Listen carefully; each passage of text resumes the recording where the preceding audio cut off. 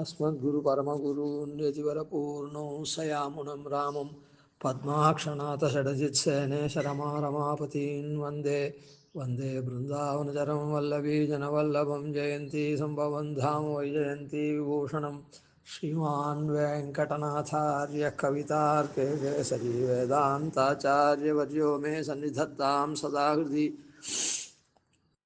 வஞ்சப்பரசமயம் மாற்ற வந்தோன் வாழியே மண்ணுபுகழ் பூதூரான் மணமுகப்போன் வாழியே கஞ்சத் திருமங்கை உகக்க வந்தோன் வாழியே கலியனுரை குடிகொண்ட கருத்துடையோன் வாழியே செஞ்சொல் தமிழ் மறைகள் தெளிந்துரைப்போன் வாழியே திருமலைமால் திருமணியாய் சிறக்க வந்தோன் வாழியே தஞ்ச பரகதியை தந்தருள்வோன் வாழியே செந்தமிழ் தூப்புல் திருவேங்கடவன் வாழியே வஞ்ச பரசமயம் மாற்ற வந்தோன் வாழியே. வஞ்சிக்கக்கூடிய பரசமயங்களை மாற்ற வந்தோன், அதில் இருக்கிற தோஷங்களை சொல்லி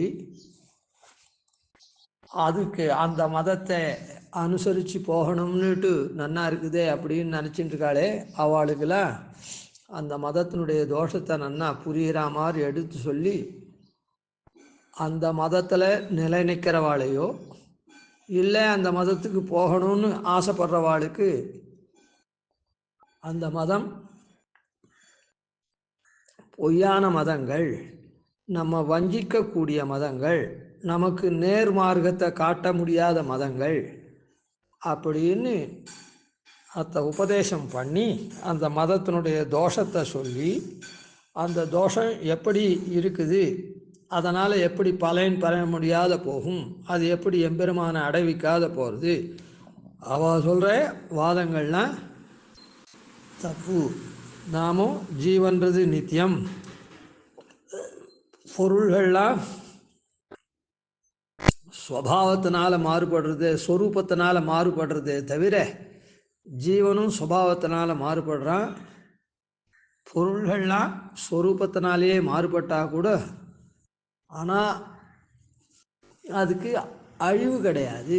ஒரு பொருள் இன்னொரு பொருளாக மாறுறதே தவிர, ஆனால் அது மூலப்பொருள்ன்றது அந்த பிரகிருத்தியானதுக்கு அழிவு கிடையாது, நித்தியம். இப்படிலாம் சொல்லி நம்முடைய மதத்தை ஸ்தாபித்து அதை பின்பற்றும்படியாக மாற்ற வந்தோன். அதாவது அதில் இருக்கிறவாளையோ அதுக்கு போகணும்னு அவள் உபதேசத்தை கேட்டு ஆசைப்படுறவாளையோ அவளுடைய எண்ணத்தை மாற்றி நேராக்கக்கூடியவர் அப்படின்றத பார்த்தோம். இதில் சார்வாக மதம், லோகாயதிக மதம் அப்படின்ற மதத்தை அதில் உள்ள தோஷங்கள்லாம் சொல்லி அதை மாற்றினார்.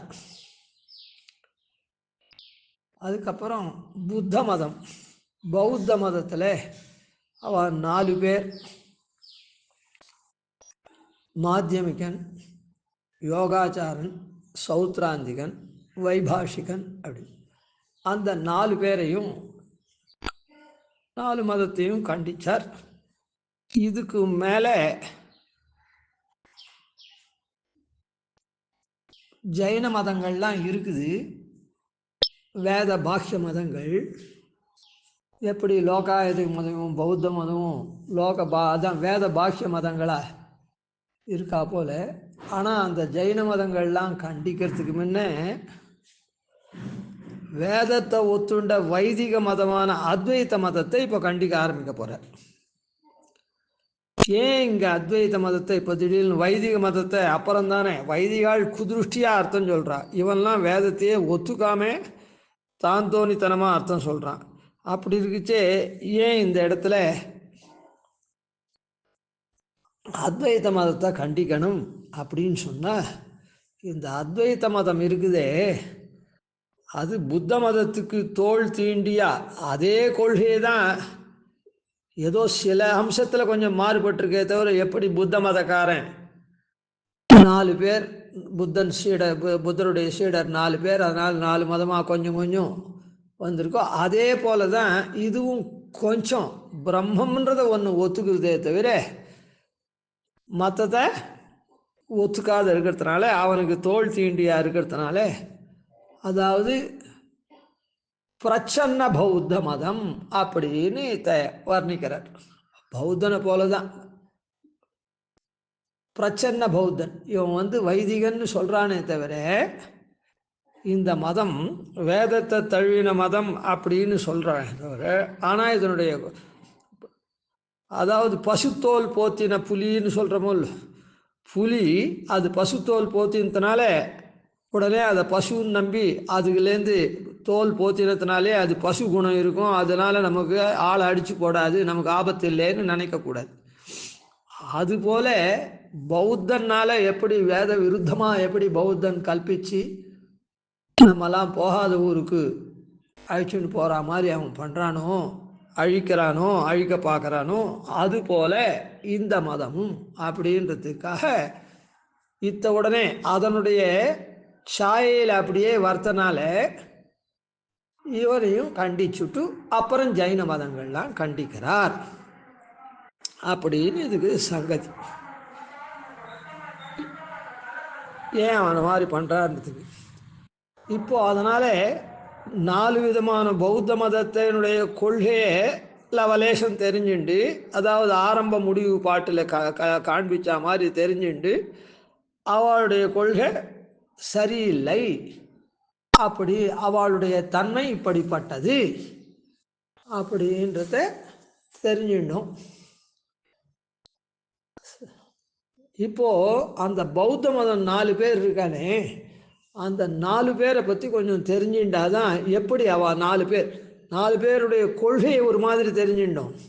ஆனால் ஏன் அது 4 பிரிவாக இருக்குதுன்னு தெரிஞ்சுட்டாதான் இது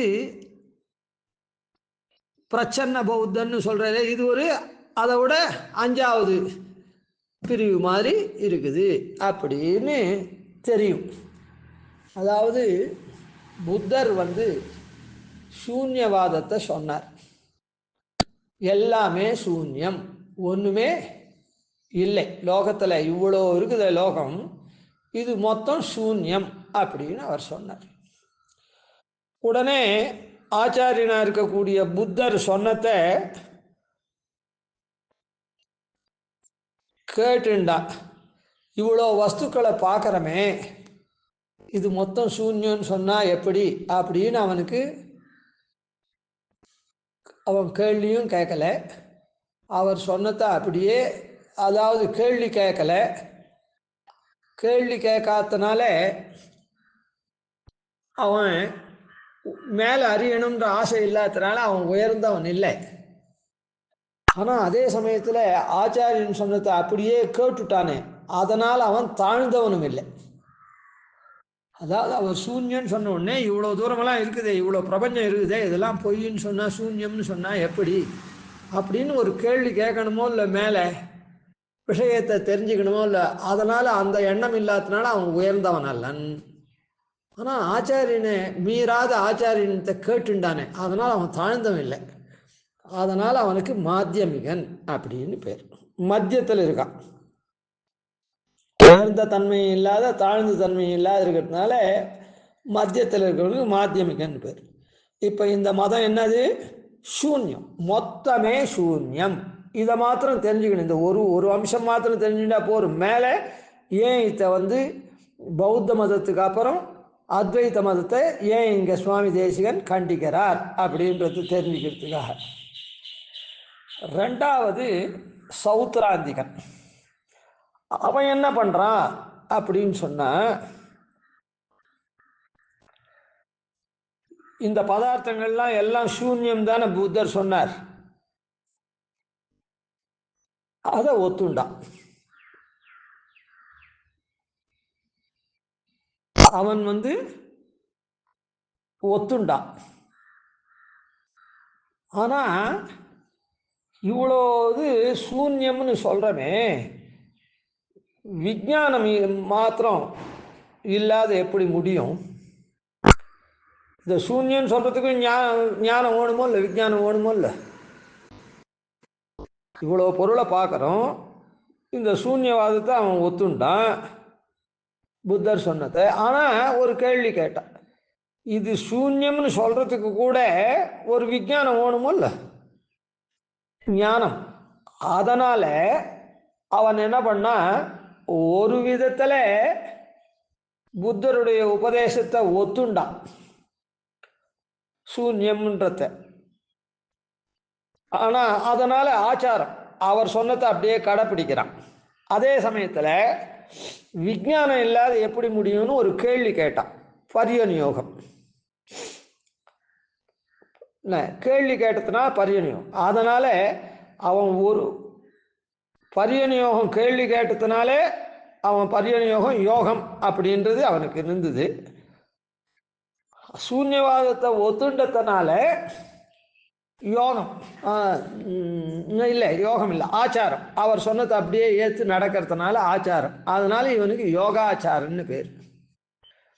ஏனகேனாப்பி புத்தருடைய முதல் உபதேசம் என்ன? சூன்யம்.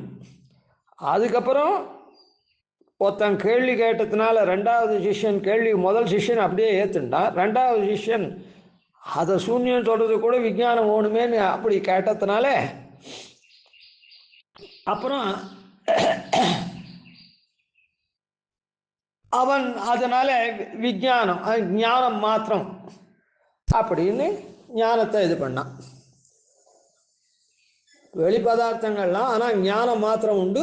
அதுதான் முன்னே தெரிஞ்சுட்டு இருக்கோம் நாம. அது தீபத்தை போல பிரதி க்ஷணமும் அழிஞ்சி உண்டாகும், அதனால தொடர்ச்சியாக இருக்கா மாதிரி. இப்போ அதெல்லாம் அதனால் இப்போ இவன் ஞானம் உண்டு அப்படின்னு சொன்னான். ஞானம் எல்லாமே க்ஷணிகம்தான், அதை ஞாபகம் வச்சுக்கணும். என்ன இப்போ அதெல்லாம் இப்போ சொல்லிட்டு போனால் அதை ஞாபகம் வச்சுக்கலாம். அதனால் ஞானம் உண்டு அப்படின்னு சொன்னான். மூணாவது இருக்கவன் என்ன பண்ணா, மூணாவது சிஷ்யன் இல்லை, இப்படி ஞானம் இருந்தது, அதாவது அப்போ பொருள்லாம் என்ன, அது இப்போ அனுமானத்தினால இவன் என்ன சொன்னான்னா, வெளிப்பொருளை ஒத்துக்கணும், வெளிப்பொருளை ஒத்துக்கணும். ஆனால் அதை அப்படின்னு இவன் கேள்வி கேட்டான். மூணாவது புத்தர் அதை ஒத்துண்டு வெளிப்பொருள்கள்லாம் ஒத்துக்கணும்னு சொன்னது. ஏன்னா பிரத்யட்சமாக பார்த்துட்டு இருக்கான், அனுபவிக்கிறானோ இல்லை பிரத்யட்சத்தில். அதனால் அவன் என்ன பண்ணான், வெளிப்பொருளை ஒத்துக்கணும் அப்படின்னு சொன்னான். புத்தர் அதுக்கு எசைஞ்சி, ஆனால் அந்த வெளிப்பொருளை பிரத்யட்சத்தினால பார்க்குறோன்னு நினச்சிக்கூடாது, பிரத்யட்சத்தினால அறிய முடியாது, அது அனுமானத்தினால தான் அறியணும் அப்படின்னு அவர் சொன்னார், உபதேசம் பண்ணார். உடனே அவன் கேட்டான், இந்த மாதிரி இருக்கிறதுக்கு இந்த உபதேச சூத்திரம் இருக்குதே, இதுக்கு முடிவு எங்க இப்படி சொன்னா அப்படின்னு சொல்லிட்டு அவர் அந்த கேள்வி கேட்டு இது பண்ணான். அதனால் இவனுக்கு அந்த சூத்திரத்தினுடைய முடிவு எங்கேன்றதுனால சௌத்திராந்திகன் அப்படின்னு. அதனால் வெளிப்பொருளை ஒத்துக்கணும், ஆனால் அது பிரத்யக்ஷத்தினால் அறிய முடியாது, அனுமானத்தினால தான் அறியணும் அப்படின்னு சொன்னார். இப்போ மொத்தம் சூன்யம்னு சொன்னது முதல். ரெண்டாவது உபதேசம் எல்லாம் சூன்யம்தான், ஆனால் ஞானம் மாத்திரம் உண்டு, அதுவும் க்ஷணிகம் இருக்கட்டும், ஞானத்தை விட்டுனா. மூணாவது அந்த பொருள்கள்லாம் உண்டு, ஆனால் அது அனுமானத்தினால்தான் அறியணும் அப்படின்னு சொன்னார். ஏன்னா பட்டஞானம் அது இது அப்படின்லாம் இருக்கே. அப்போது அதுக்கப்புறம் வைபாஷிக மதம். வைபாஷிக மதத்தில் என்ன பண்ணா அப்படின்னா, அதனால் வைபாஷிகன்ற நாலாவது இவன் என்ன பண்ணான்னா, பிரத்யக்ஷம் இல்லாத அனுமானம் எப்படி வரும் அப்படின்னு கேள்வி கேட்டதுனால அவன் புத்த கொள்கை அனுமானத்தினால தானே அறியணும்னு மூணாவது சொன்னார். அதை அவன் மாறி கேட்டதுனால, அதனால் வைபாஷிகன், அதாவது விருத்தமான பாஷை சொன்னான். அதுக்காக இவனை உடனே இவன் புத்த மதம் இல்லைன்னு சொல்லிடக்கூடாது. கேள்வி கேட்டால் அதுக்கு ஒரு இது பண்ணான். அதனால் ஆனால் அந்த க்ஷணிகவாதம் அது இது அது எல்லாத்தையும் ஒத்துண்டவன். அதனால் இவனும் புத்த மதத்தை சேர்ந்தவன் தான். இப்போது அதனால் என்ன தெரியுதுன்னா, சர்வம் சூன்யம், அப்புறம் ஞான மாத்திரம் உண்டு, அதுவும் க்ஷணிகம் இருக்கட்டும். அதுக்கப்புறம் அனுமானத்தினால தான் அறிய முடியும், பிரத்யக்ஷத்தினால கூட அறிய முடியாது. இன்னொருத்த என்ன பண்ணால் பிரத்யக்ஷம் இல்லாத எப்படி அனுமானம் வரும்? அப்படி யாக மொத்தத்தில் எல்லாம் க்ஷணிகமானது அப்படின்னு சொல்லி இப்படி இருக்கக்கூடிய புத்தருடைய சூன்யவாதம் என்ன இருக்கக்கூடியவன். இப்போ இவா என்னன்னா, இதையே சுருக்கமாக சொல்லிடுறேன். இவாள் என்ன பண்ணுறா, அத்வைத்த மதத்தில் அந்த ஞானம்னு ரெண்டாவது ஒருத்தன் சொன்னானே, சூன்யவாதத்துக்கு அப்புறம் யோகாச்சாரன்னு, ஞானம் மாத்திரம் உண்டுன்னு சொன்னானே, அந்த மாதிரி இவ ஞானம்ன்றது அந்த பிரம்மம் ஒன்று தான் சத்தியம். அது ஞான மாத்திரம், அதுதான் சத்தியம், மற்றதெல்லாம் பொய் அப்படின்னு சொல்கிறாளோ இல்லை. அதனால் மற்றதெல்லாம் அதனால் இவ மீதி எல்லாம் எதுவுமே கிடையாது, பொய்ன்னு சொல்கிறான். அந்த ஞானத்தை மாத்திரம் ஒத்துக்கிறான், ஞானமாக இருக்கக்கூடிய பிரம்மத்தை மாத்திரம் ஒத்துக்கிறான். அந்நத் சர்வம் மித்யான்னு. அதனால் எல்லாம் சூன்யம்னு சொல்கிற மாதிரி தான் இருக்குது. அதனால் புத்தரோட தோல் தீண்டியா இருக்கிறதுனால இந்த மதத்தை உடனே கண்டிக்கிறார் அப்படின்றது. அதுக்கப்புறம் நாளைக்கு அந்த இதை பார்ப்போம். கவிதார்க்கே சிம்ஹாய கல்யாண குணசாலினே ஸ்ரீமதே வெங்கடேசாய வேதாந்தோரவே நமாதிமண்டோபாதீன திவர்யான் பஜேன் ஸ்ரீரங்கபூர்ஷடதிசான பதாஸ்ரயம் ஸ்ரீவத்சவம்சதலகம் வந்தே ஸ்ரீகிருஷ்ணதேசிகம்.